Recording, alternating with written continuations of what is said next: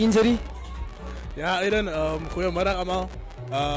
Ik is zo 12 weken uit, ik heb mijn schouderligamenten gescheerd. Hij is nog zo 2-3 weken oor. Mijn reep had al begonnen. Fysio, het is bijna beter dan wat het was. Ja, ik zie uit naar mijn terugkeer. Kerens, dan volgende. Als Derby deze show gebouwd, die eerste een aan die Overberg in. Wat zei je van die gevoel, die vibe zo?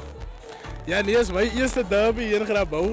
En die is verschrikkelijk bij mensen. Zoals enige derby maar moet wees. Nee, die gemoederen is goed. Ons heeft die week goed geoefend. Sakol het goed prepare. Nee, die ouwens is in voor een goede game vandaag. Goeie game, wat denk je aan die eindtelling wees?